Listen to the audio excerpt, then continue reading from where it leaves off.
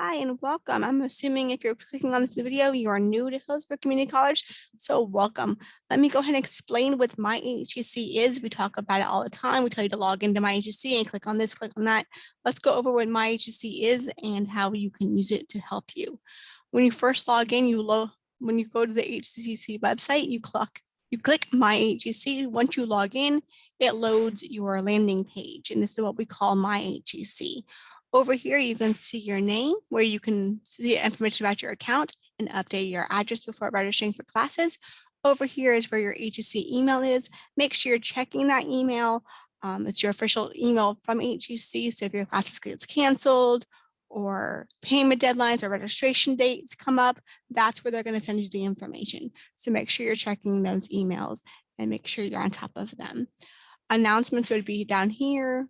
And once you register for classes, you'd have your schedule here and your to-do list over here. Right now, I'm not registered for anything because I'm starting in the summer, but we'll go from there. On the far left-hand side is the HCC quick links options. A lot of people want to take their classes online and they're like, how do I take my classes online? When you click on the quick link launch apps, you'll see you have Canvas. Once you click on Canvas, that will load your learning dashboard. That's where all your online classes will be. And some teachers, even if you're taking classes in person, will have you upload documents to your Canvas to turn in homework. So if a teacher telling you to go to Canvas, you go to MyHCC, quick launch apps, and then a Canvas. As an HCC student, you are offered Microsoft 365 free as long as you're a student here. For more information, you click on that. So if you have to use Excel, PowerPoint, Word in your classes, that's offered to you for free, so you don't have to go and pay for that. There's a college directory if you want to look anything up. We do offer some free printing on campus. I think it's 10 pages a month, but that's always changing, so don't quote me on that. If you need to print more, this is how you put money on your account. So if you wanted to go and print at the library, you'd code Hawk Print, add money to your account, and you can print as well. HCC My Self Service is just another way of getting some other links around the on the quick app links. They changed them, so that's just the old way of getting there.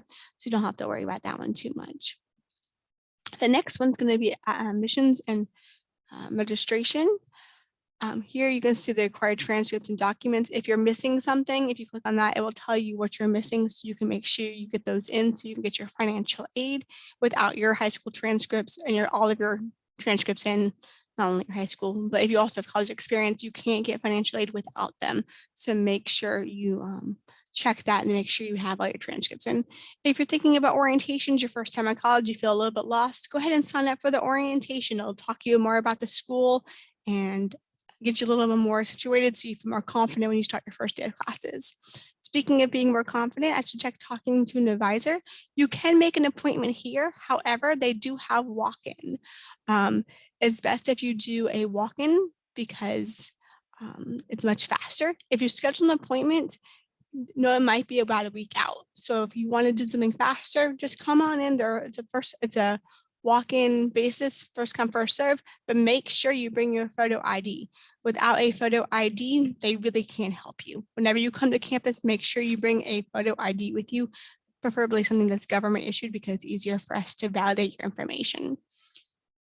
The next one is register for Hawk GPS. Once you talk to the advisors, you know what classes to register for. You're going to register during Hawk GPS. There's a whole nother video, which I will link below, that teaches you how to use Hawk GPS. So that's where you go to register for classes. If you just wanted to see what classes were available, you could search for classes. It's the outside way. It's not 100%. And last time it was updated was today at 8:33. So just keep track of that. It might tell you it has one class left if that class is actually gone, because this doesn't update all the time automatically. So keep that in mind if you're using the search for sections. You would use this if you had a hold on your account, or if you're transient and you're looking up for classes, this is where you would find how you would search for classes. There's also another video on that, which I'll link below as well. Student forums is if you're going to be at home and you want to submit documents, it's how you can submit documents online.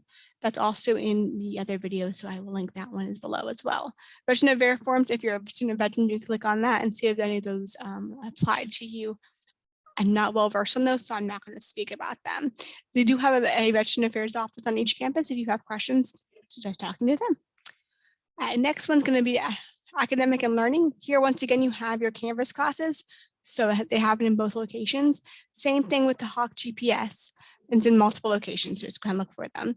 The online learning hub is just another way of seeing all of these documents through a SharePoint account. So it's just another way of getting there.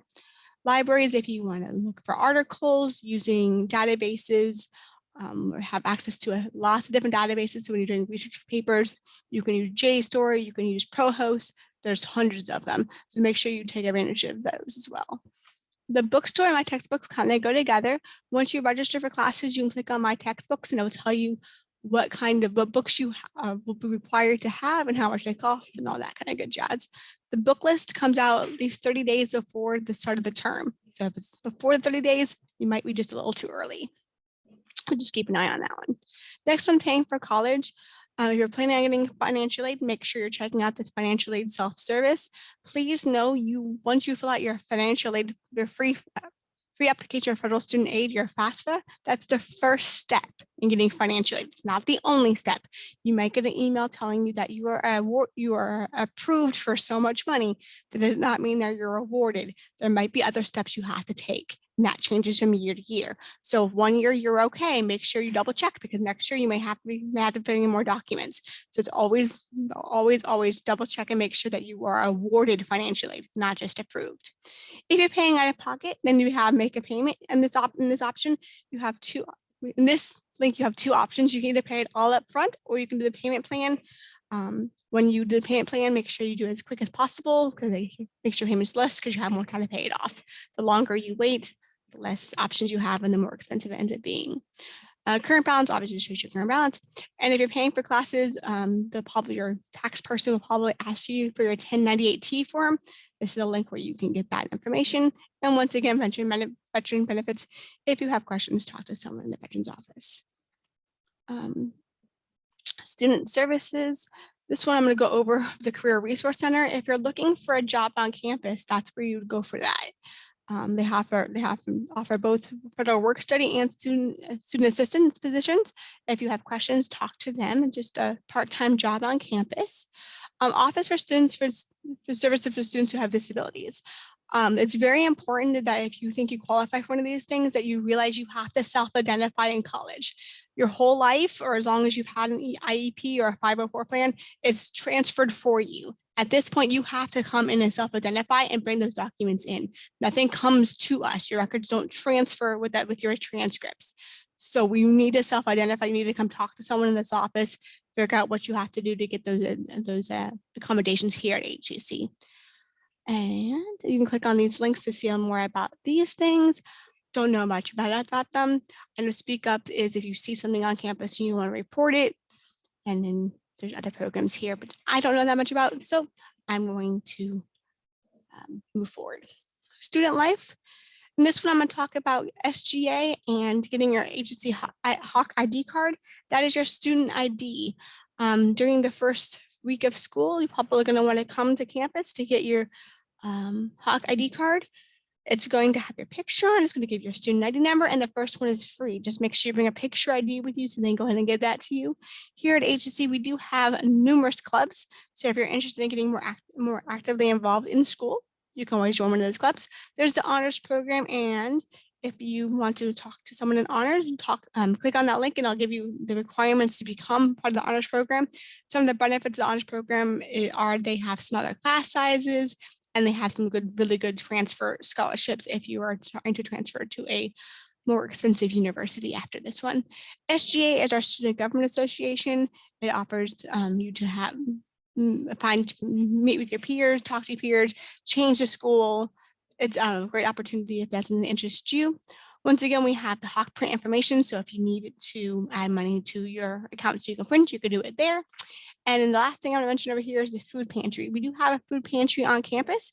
So if you find yourself in between paychecks, not having quite enough money for food, don't worry about it. You can come on campus and they'll help you out. So if you have questions, click on that and they'll tell you more about that as well. Academic support, we're almost done. Advising guides are basically going to be your blueprint to help you graduate. So if you are thinking about changing your major or you want to know what class to take for your major, you can look in the advising guide and that'll help point you in the right direction.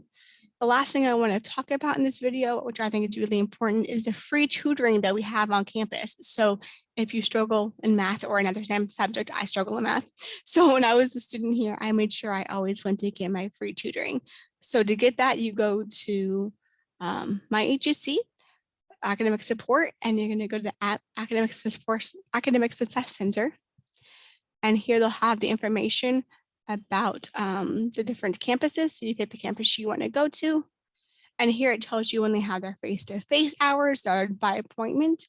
And then you can also do online appointments, and it's how you schedule your tutoring session. It's really helpful and it's free. So why not take advantage of it if you're struggling? Don't struggle alone. There's people here who can help you. That's basically all about MyHCC and what all these wonderful links and sites are. If you have any questions, leave them in the comments and I'll try to answer them. Have a great day. Bye.